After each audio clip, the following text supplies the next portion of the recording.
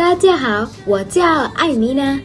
Saya akan bentangkan untuk bahagian pengenalan Tahun Baru Cina. 你好，我是 Nurul Afifah Idora. Saya akan menerangkan tentang makanan-makanan yang dihidangkan pada Tahun Baru Cina dan simboliknya. 你好，我叫阿琳娜，我的学号是 D2018-1084-125. Bahagian saya adalah menerangkan tentang pemberian angpau dan juga tarian singa. 你好，我是 Nurul Amilin binti Cik Kamarudin，我的绰号 D2017208024。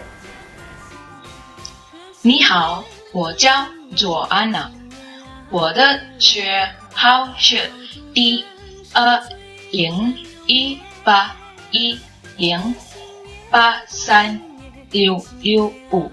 Saya akan membentangkan bahagian kepentingan Tahun Baru Cina. Tahun Baru Cina merupakan perayaan terpenting orang Cina bagi menyambut Tahun Baru dalam kalender Qamari Cina. Kalender Qamari Cina terbagi kepada kitaran 12 tahun dan dinamakan sempena nama haiwan. Tahun Baru Cina melambangkan permulaan, titik permulaan dalam nasib dan kehidupan. Sebelum Hari Tahun Baru Cina bermula, sanak saudara yang jauh akan kembali berkumpul, rumah akan dicuci dan segala hutang piutang dikutip atau dibayar agar mereka tidak sentiasa dikelilingi hutang sepanjang tahun yang baru. Mercun dibakar pada tengah malam bagi menandakan bermulanya Tahun Baru Cina bagi menghalau puaka dan nasib malang. Rumah-rumah dihiasi dengan buah limau sebagai simbol murah rezeki. Bunga dan pokok limau juga. Perayaan Tahun Baru Cina akan dirayakan dengan jamuan yesang dan kuih bakul.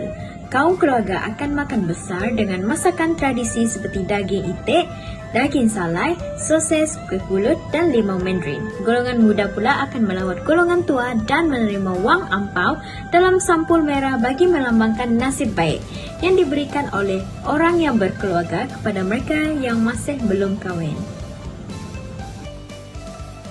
Perarakan tarian naga ataupun singa akan diadakan dengan kereta berhias yang diiringi bunyi gendang 5 hari selepas perayaan Tahun Baru Cina. Seterusnya adalah makanan yang dihidangkan semasa sambutan Tahun Baru Cina. Pada malam perayaan Tahun Baru Cina, adat makan besar diadakan dan memberi simbol permulaan yang baik untuk tahun yang mendatang. Antara makanan utama yang dihidangkan semasa makan besar adalah ikan. Sebutan ikan yu adalah hampir sama dengan lebihan. Masyarakat Cina percaya bahawa jika mereka makan ikan, mereka akan ada lebihan pada penghujung tahun dan lebihan itu boleh digandakan menjadi lebih banyak pada tahun berikutnya. Ladu adalah simbol kekayaan kerana bentuknya sama seperti wang emas Cina yang berbentuk seperti bot kecil. Lebih banyak ladu yang dimakan, lebih banyaklah wang yang dijana sepanjang tahun. Mi panjang umur adalah mi yang lebih panjang daripada mi biasa dan dibiarkan tidak dipotong bagi melambangkan kebahagiaan dan umur yang panjang. Pada Tahun Baru Cina, popiah pula menandakan kekayaan kerana kelihatan seperti jongkong emas. Bagi masyarakat Cina, kek beras pulut Nian Gao merujuk kepada semakin tinggi tahun demi tahun, iaitu peningkatan keuntungan dalam perniagaan atau kualiti hidup yang semakin baik. Berbola pulut manis Tang Yuan, sebutannya adalah hampir sama dengan Tuan Yuan yang bererti penyatuan semula. Bentuk Tang Yuan yang bulat memberi simbolik keluarga yang berkumpul dan bersatu. Antara buah-buahan yang dilihat sebagai membawa tuah ialah buah oren dan limau gedang. Buah-buahan ini berbentuk bulat dan warna keemasan yang menandakan kemewahan dan kekayaan. Okey, baiklah, saya akan membentangkan tentang amalan tahun baru. Yang pertama adalah angpau atau dalam bahasa Mandarin dipanggil Hong Pao. Okay. Sejarah angpau bermula di Changqiu di negara China. Pada waktu itu, roh jahat telah mengancam sebuah kampung. Tiada pahlawan mampu untuk menewaskannya. dan akhirnya roh jahat itu telah ditewaskan oleh pemuda yatim yang memiliki pedang sakti. Ganjarannya adalah satu kuncang merah yang berisi wang emas. Ampau atau sampul merah ialah hadiah berbentuk wang yang ditukarkan ketika musim perayaan atau peristiwa khas dalam masyarakat Cina. Ampau dikenali sebagai Ya Sui Qian, duit menahan umum. Warna merah sampul ini pula melambangkan tuah. Pemberian ampau oleh masyarakat Cina merupakan tradisi utama mereka dan sering diberikan dalam majlis sosial dan keluarga seperti jamuan perkahwinan Cina atau ketika perayaan seperti Tahun Baru Cina. Pada perayaan Tahun Baru Cina, ampau biasanya diberi oleh yang sudah berkahwin kepada yang belum berkahwin. Sesiapa yang belum berkahwin layak menerimanya tanpa mengira usia. Jumlah wang yang terkandung dalamnya lazimnya dikehendaki bermula dengan angka genap kerana angka ganjil dikaitkan dengan wang yang diberi ketika majlis pengundian. Di sebalik nombor ampau, 88 adalah untuk kekayaan yang berganda, 99 untuk usia panjang, 126 yang mudah dapat rezeki, 168 jalan ke arah kejayaan. Etika seseorang untuk menerima ampau adalah mengikut tradisi dan kepercayaan adalah tidak sopan bagi seseorang penerima membuka ampau di hadapan si pemberi. Ini adalah contoh golongan yang layak untuk mendapat ampau seperti perempuan muda, lelaki muda yang belum berkahwin, kanak-kanak dan juga pasangan yang belum berkahwin. Yang kedua adalah tarian singa. Tarian singa atau lebih disebut dalam Mandarin iaitu wulong. Tarian singa sinonim dengan sambutan Tahun Baru Cina. Berdasarkan kepercayaan masyarakat Cina, tarian singa bukan sahaja hanya sekadar untuk menghibur, sebaliknya dipercayai mampu membawa tuah pada masa akan datang. Ini kerana sudah menjadi kepercayaan kepada masyarakat kaum Cina bahawa dengan mengadakan tarian singa, ia dipercayai mampu membawa tuah dan kekayaan kepada mereka selain ia merupakan tarian tradisional masyarakat mereka. Pada fikiran orang Cina, naga adalah sejenis hidupan yang menguntungkan.